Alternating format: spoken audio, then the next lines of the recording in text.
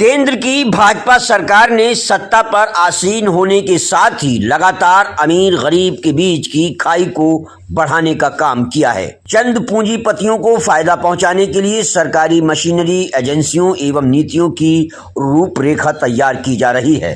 बीते दिनों Hindenburg report में एसबीआई को लेकर हुए खुलासों ने सभी को चौंका दिया है। एसबीआई की चेयरपर्सन की ही वित्तीय संबंध के सामने आने से संस्था और सरकार पर प्रश्न चिन्ह लग गया है। यह बात उत्तर प्रदेश के लखनऊ में कांग्रेस प्रदेश कार्यालय में एक प्रेस कॉन्फ्रेंस के दौरान सचिन पायलट ने कही। इस प्रेस कॉन्फ्रेंस में सचिन पायलट ने अब तक का सबसे बड़ा बयान पत्रकारों के रूबरू दिया।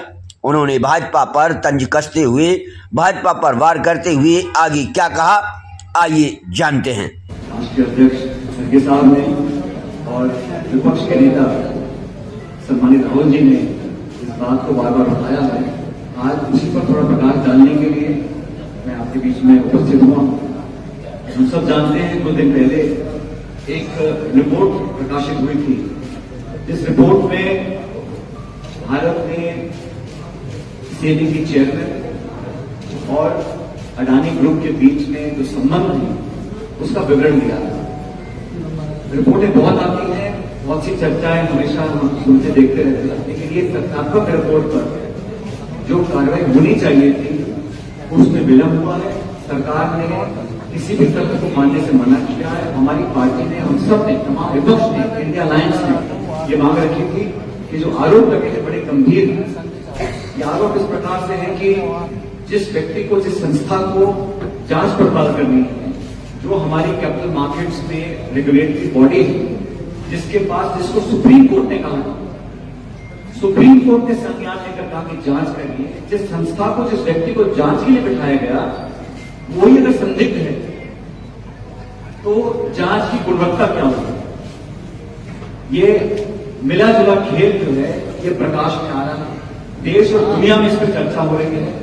और सेबी की जो चेयरमैन है, उनके जो पति हैं वो दोनों व्यवसाय उनके साथ करते हैं जिनकी जांच करने के लिए सर्वोच्च न्यायालय ने उनको निर्देशित किया।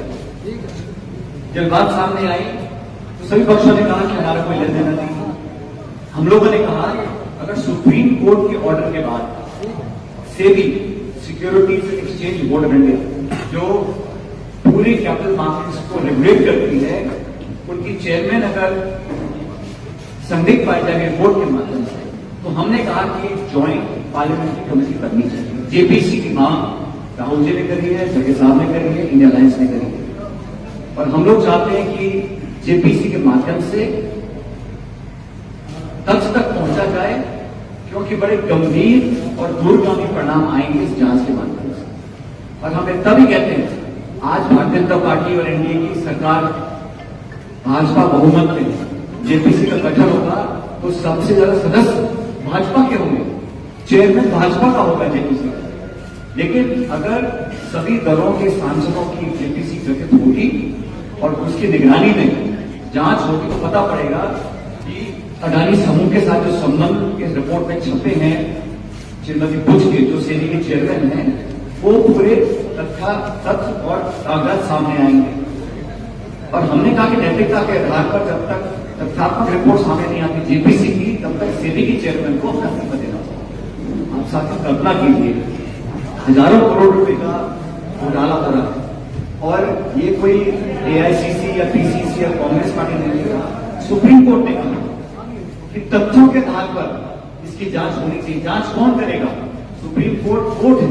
जांच करने की कार्यक्षेत्र सेबी का, सेबी की चेयरमैन पर गंभीर आरोप लग रहे हैं और ये आरोप ऐसे हैं कि इसको कुछ छुटा नहीं सकता। केंद्र सरकार ने चुप्पी साधी है, कोई जवाब देने से टकरा रहे हैं, और हम चाहते हैं कि संसदीय प्रणाली में और देश में अनेकों बार जेपीसी बनी। मुझे याद एक बार कोई कोको कोला का एक मामला आया था, कोल्ड ड्रिंक है, उसके ऊपर जेपीसी बनी। जब इतना गंभीर मामला है और समूह पर जो आरोप लगे हैं, सेबी चेयरमैन के साथ जो सामने की चर्चा हो रही है, उसका उसकी तह तक पहुंचने के लिए जेपीसी की मांग हम लोग करते हैं। और मैं समझता हूं देश भर में हम चाह रहे हैं कि जो ये मिला जुला खेल चल रहा है 10 साल से, सरकार बात करती है पारदर्शिता की, ईमानदारी की, और आज भी वो अपने 10 साल के कार्यकाल की चर्चा न करते हुए कांग्रेस और यूपीए यहाँ तक कि नेहरू जी को बदनाम करने का काम करते हैं। और हम कह रहे हैं कि देश की जो संपदा है, जो हवाई अड्डे हैं, बंदरगाह हैं, रेलवे लाइन है, खान है, खदाने हैं, उन सबको सरकार की संपत्ति को गिने चुने लोगों को दे रहे हो, वो भी सरकारी बैंक से फाइनेंस करवा। इसका हम लोग विरोध करते हैं। हम चाहते हैं निवेश हो, उद्योग लगे, रोजगार बढ़े, लेकिन अपने चहितों को मनमाने दाम पर देश की संपत्ति आप कौड़ियों के दाम दे रहे हो, उसका हम लोग विरोध करते हैं। जो मोनोपोली बनी जा रही है उसका हम विरोध करते हैं। प्रतिस्पर्धा हो, पारदर्शिता हो और न्यायपूर्वक कार्रवाई हो, उसका सब लोग स्वागत करेंगे। इसलिए बहुत जरूरी है देश की जनता को बताना और समझाना कि जेपीसी की मांग हम लोग करते हैं और केंद्र सरकार की नैतिक जिम्मेदारी बनती है कि वो इस जांच का गठन कर सच्चाई देश के सामने लेकर आए। और जो आरोप लग रहे हैं ये पहली बार नहीं लग रहे, इससे पहले भी मामला उठा था, लेकिन चुनाव आ गए, मामला दब गया। अब दोबारा ये सारे बात उठी है। मुझे लगता है कि सरकार को अपने गिरबान में झांकना चाहिए। और माननीय प्रधानमंत्री जो हमेशा ईमानदारी की बात करते हैं, अपने 10 साल में कहते हैं कोई घोटाला नहीं हुआ।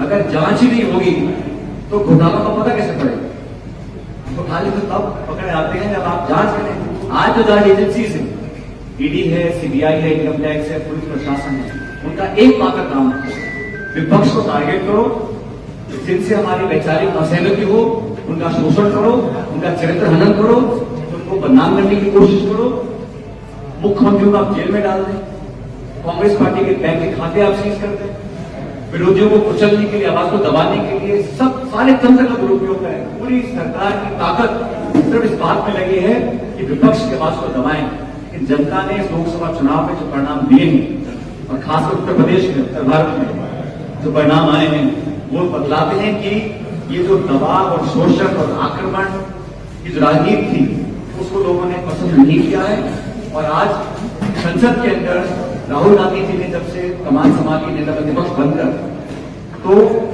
एक अजीब तरह का माहौल देखता हूं मैं सत्ता पक्ष की जो बेंचेस हैं, और सरकार लगातार यू टर्न लेने के लिए मजबूर हो गई।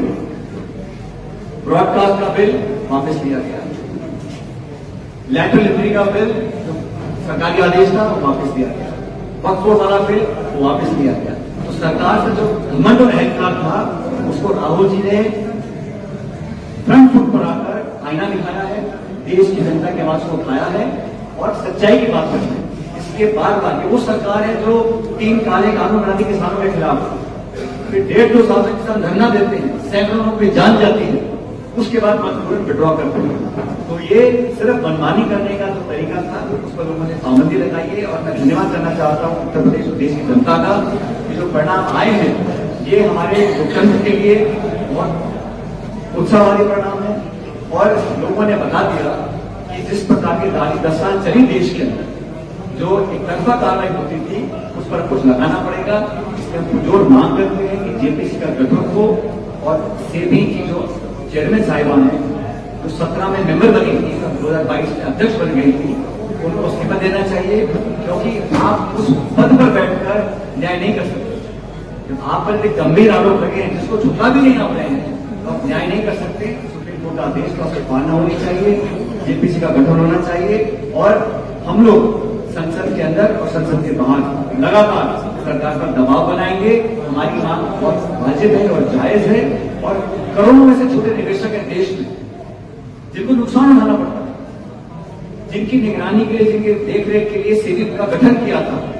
आज अगर वही संदिग्ध हैं, उन्हीं पर आरोप लग रहे हैं, उन्हीं पर मल्यावेट करने का अगर मामला आ रहा है तो न्याय नहीं हो सकता। इसलिए जांच होनी चाहिए और एकमात्र जो निष्पक्ष जांच हो सकती है वो जेपीसी करे, ऐसा आग्रह हम लोग करते हैं। और मुझे लगता है कि सरकार को जैसे बाकी चीजों पे इन्होंने यूटर्न लिया है, अपनी जिद छोड़कर जेपीसी का गठन केंद्र सरकार को करना पड़ेगा। इसके अलावा आप जानते हैं कि आज देश में अलग अलग संगठनों ने भारत बंद का ऐलान किया और ये भारत बंद एक राजनीतिक कार्यक्रम नहीं है, गैर राजनीतिक जो अलग अलग संगठन पूरे देश भर में उन्होंने देखा कि पिछले 10 साल से हमेशा ये केंद्र सरकार के माध्यम से सुनने को मिलती थी, कहीं ना कहीं दलित, आदिवासी, पिछड़े, गरीब, शोषित, किसान, इन सब लोगों के जो हित हैं उनको केंद्र सरकार सुरक्षित नहीं रख सकती। और पिछले चुनाव में भी बात बहुत जोर शोर से उठी थी, कहीं ना कहीं अत्यधिक बहुमत पाकर देश के संविधान के साथ लोग छेड़छाड़ करना चाहते हैं।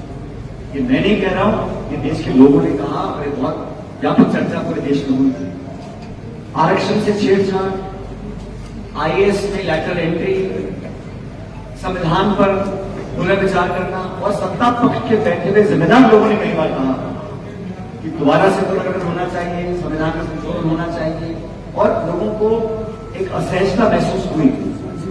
इसीलिए चाहे हमारे दलित भाई बहन हो, आदिवासी भाई बहन हो, उन सबको कहीं ना कहीं लगता है कि सरकार के रहते हमारे दूरगामी हितों की रक्षा तो नहीं कर सकते, और कहीं ना कहीं ये आज या भविष्य में हमको नुकसान पहुंचाने की नीयत रखते हैं। नहीं तो क्या वजह पड़ी है, मुझे बताइए। जब मनमोहन सिंह के प्रधानमंत्री थे 10 साल हमारी सरकार की, कभी इस प्रकार का इतना बड़ा दावा बंद किया किसी भी संगठन ने, किसी भी समाज ने आज तक। मैं माननीय सुप्रीम कोर्ट के आदेशों पर टिप्पणी नहीं करूंगा, लेकिन ये बड़ा गंभीर मुद्दा है। और कांग्रेस पार्टी हमेशा से, राहुल जी कहते हैं, खड़गे साहब कहते हैं कि देश में जो लोग छूट गए, जो विकसित नहीं हो पाए, तो चंद भाजपा के आसपास उद्योगपति, उनका तो विकास बहुत हो रहा है, लेकिन मध्यम वर्ग हो, महिला हो, किसान हो, नौजवान हो, छात्र हो, दलित हो, ओबीसी हो, आदिवासी हो, अल्पसंख्यक कोई व्यक्ति हो, आज अपने आप को मुख्य धारा से अलग पा रहा है। इसलिए जहर का सुरक्षा है, इसलिए जो लोग बंद कर रहे हैं वो इसलिए कर रहे हैं क्योंकि केंद्र सरकार ने अभी तक अपना रुख साफ नहीं किया कि वो क्या करना चाहते हैं। और ये जो हो रहा है पिछले 10 साल से, आज का नहीं, बंद का नाम हुआ होगा, लेकिन कई सालों से लोग समझते हैं कि केंद्र की सरकार और खासकर भाजपा एक दलित और आदिवासी विरोधी पार्टी है।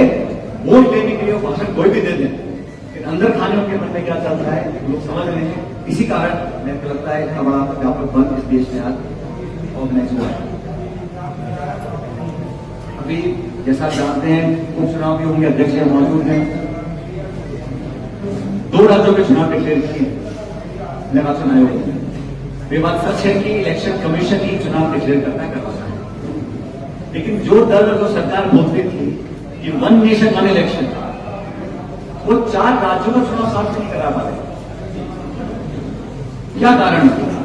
10 उपचुनाव राजस्थान, उत्तर प्रदेश में होने थे, 6 राजस्थान में होने, लोकसभा के चुनाव पेंडिंग है, तो सब डिले कर रहे हैं, अपनी सुविधा अनुसार ऐसा माहौल निर्मित नहीं कर पा रहे हैं ताकि निर्वाचन आयोग एक साथ 4 राज्यों में चुनाव करता है। जहां जहां भी उपचुनाव होंगे वहां पर भारी बहुमत के साथ कांग्रेस पार्टी और इंडिया अलायंस जीत कर आएंगे, ऐसा जनता ही मान रही है, हम लोग मान रहे हैं।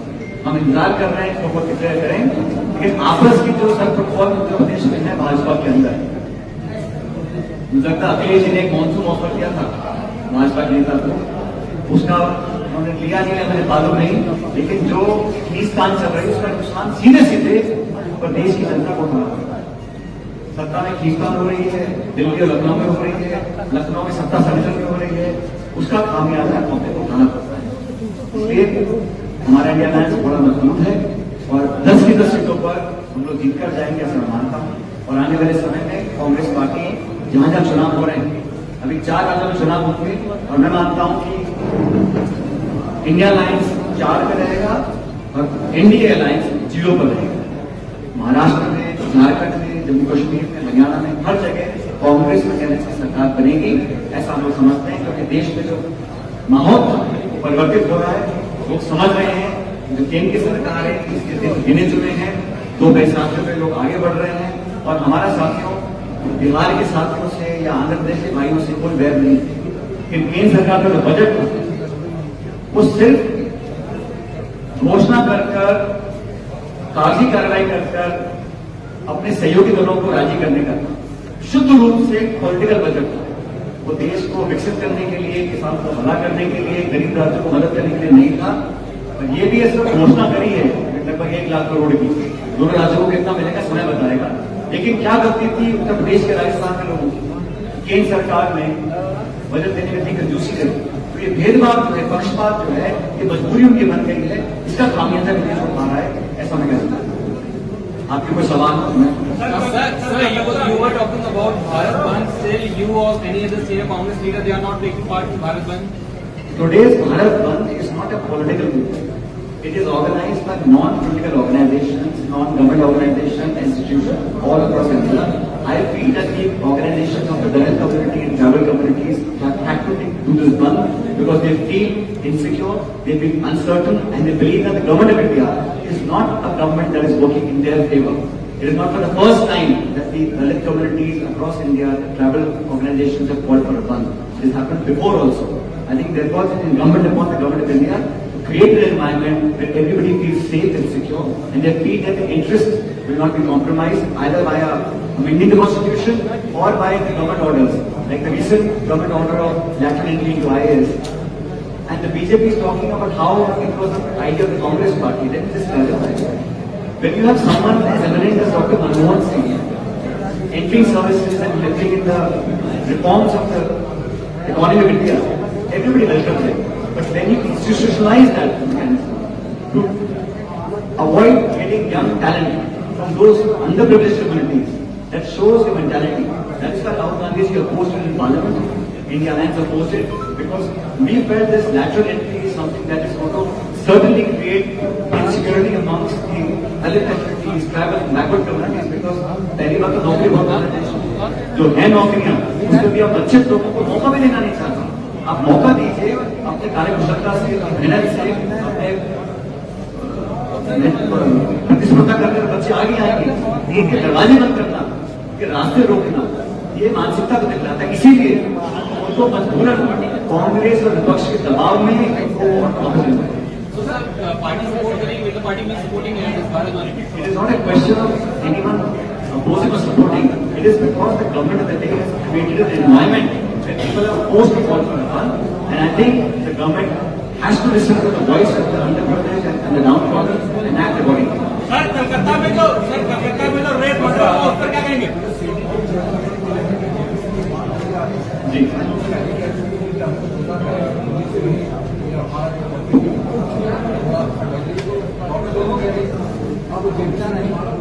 उनके कहने से क्या होता है? वो तो अपनी सफाई देंगे ना। हम कह रहे हैं आप इतने जल्दार पद पर हो, आपको सुप्रीम कोर्ट ने कहा है आप अल्प समय में इसकी जांच पूरी करिए। इतना लंबा उन्होंने जांच को खींच दिया और कुछ तथ्य लेकर सामने नहीं आए।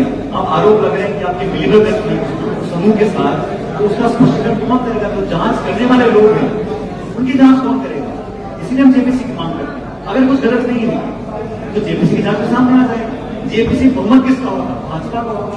जेपीसी का चेयरमैन कौन होगा? भाजपा का होगा। फिर क्या कारण है पकड़ना नहीं चाह रहे? अगर कुछ गलत नहीं हुआ, अगर केंद्र सरकार बैकफुट पे नहीं थी, अगर उन्होंने कुछ गलत काम नहीं किया, तो जांच के लिए क्यों डरते? जो भाजपा बोलती है छापे डलने दो कांग्रेस के नेताओं से, ईडी से पूछताछ करने दो, कस्टडी लेने दो।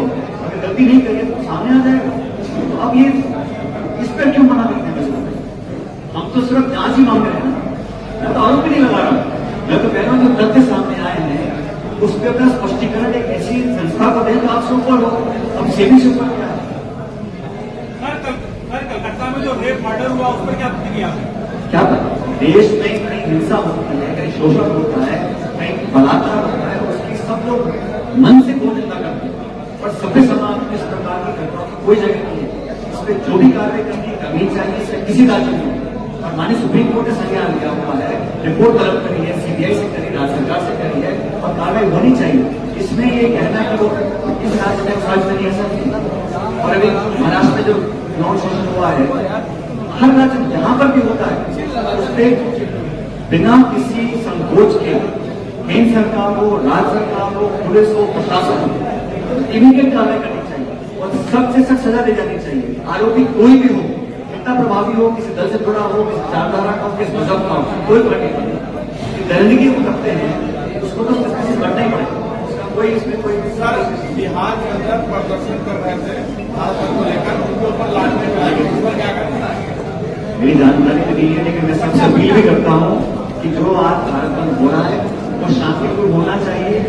हिंसा किसी भी चीज का समाधान नहीं है, शांतिपूर्वक करना चाहिए।